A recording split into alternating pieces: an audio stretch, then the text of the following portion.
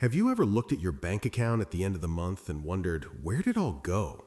You work hard, you show up every day, but somehow you're just running in place. You aren't alone.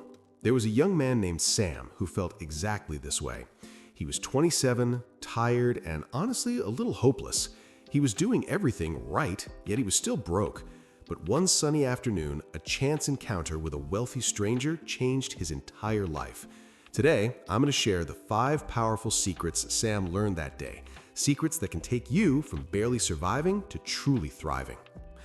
Let me take you to a busy little town where everyone seemed to be rushing somewhere, except for Sam. He was sitting by the side of the road, head in his hands.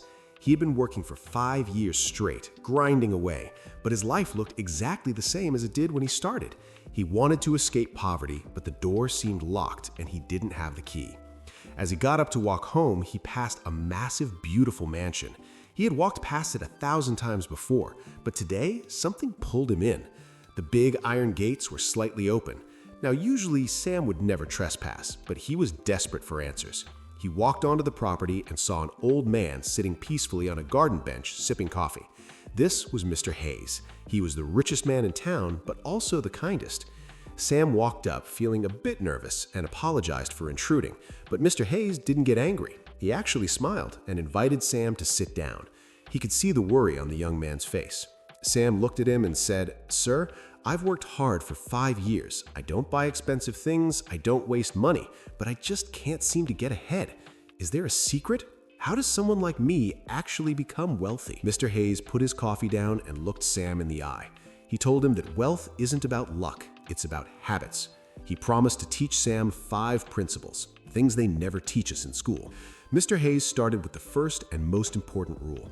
He said, "Sam, you must spend less than you earn." Now I know what you're thinking. You've heard this before. But listen to how Mr. Hayes explained it. He said it doesn't matter if you make $5,000 or $50,000. If you spend everything you make, you are walking on a treadmill. You are moving, but you aren't going anywhere. He explained that many people suffer from what some experts call the psychology of money. We feel the need to spend to show others we are doing well, but true wealth is what you don't see. It's the money you saved, not the car you bought. Mr. Hayes told Sam that if he made $3,000, he needed to pretend he only made $2,000. That gap, that leftover money, is the seed of his future freedom. If you don't master this first step, the rest of the steps are impossible. You have to stop the bleeding before you can heal the wound. Sam nodded, soaking it all in. Then Mr. Hayes moved to the 3rd lesson. He called it the emergency fund. He asked Sam, what happens if your car breaks down tomorrow, or if you lose your job? Sam admitted he would have to borrow money or sell something. Mr. Hayes shook his head. That is the trap, he said. Life is unpredictable. Roofs leak, people get sick, and jobs get cut. If you don't have a pile of cash sitting there just for emergencies, one bad day can ruin years of hard work. It forces you to make bad decisions out of desperation. Mr. Hayes told him to treat this fund like a shield. It's not an investment, it's a safety net. It's there to give you peace of mind so that when life hits you hard, you don't fall apart. You just write a check and move on. The sun was starting to dip lower in the sky, but Sam wasn't going anywhere. He needed to hear the 3rd lesson. Mr. Hayes leaned in and said, "Sam, before you invest in stocks or real estate, you must invest in yourself." This confused Sam a little. He thought investing meant buying shares of a company, but Mr. Hayes explained that the best return on investment you will ever get is from your own skills. Whether you're a carpenter, a writer, or a customer service agent, you need to become the best at it. He told Sam to use his extra time and money to buy books, take courses, and learn the tools of his trade. He said, don't just do the job, understand the business. When you know more than the person standing next to you, you become valuable. And in this world, money follows value. It was a simple shift in mindset. Sam realized he had been waiting for someone to give him a raise instead of becoming the kind of person who demanded a raise simply by being too good to ignore. This led perfectly into the 4th lesson, increasing your income.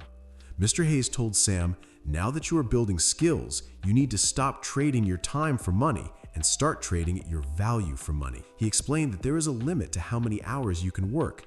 You can't work 24 hours a day, but there is no limit to how much value you can provide. He suggested that Sam could eventually start a side business or take on bigger responsibilities. This reminded Sam of a concept he once saw in a video called 7 Money Rules That Keep You Poor, where the biggest trap was relying on a single fixed salary forever. Mr. Hayes was telling him to break out of that box. The harder you work on your skills, the more you can charge for your time. It's about working smarter, not just sweating more. Finally, the sky was turning a deep orange as evening set in. Mr. Hayes delivered the final, most advanced lesson. "Sam," he said, "the ultimate goal is to create passive income." Sam asked what that meant. Mr. Hayes smiled and said, "It means making money while you sleep." He explained that once Sam had mastered the first 4 steps, spending less, saving for emergencies, and increasing his income, he would have extra money. That money shouldn't just sit in a bank, it should be sent off to work. He could invest in a rental property, buy stocks that pay dividends, or start a small business that runs without him. Mr. Hayes told him, "You work hard for your money, Sam. Eventually, your money must work hard for you. This is the only way to true freedom. If you don't find a way to make money while you sleep, you will work until you die." Sam stood up from that bench a different man. He didn't have $1 million in his pocket yet, but he had $1 million mindset. He realized that he hadn't been unlucky, he just hadn't been following the plan. And that brings us back to you. Just like Sam, you have the power to change your financial future. It doesn't happen overnight, and it's not magic. It's simply about following these steps consistently. If you truly want to achieve financial freedom, you have to take these personal finance tips seriously. It starts with basic money management and learning how to save money even when it feels tight. Once you have that security, you can start looking for passive income ideas and building a true wealth mindset. Whether you are looking into investing for beginners or searching for smart money tactics, the path is the same.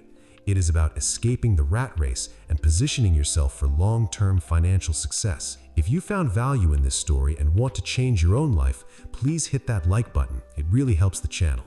And don't forget to subscribe so you never miss out on more stories and lessons that can help you grow. Thanks for watching, and I'll see you in the next one.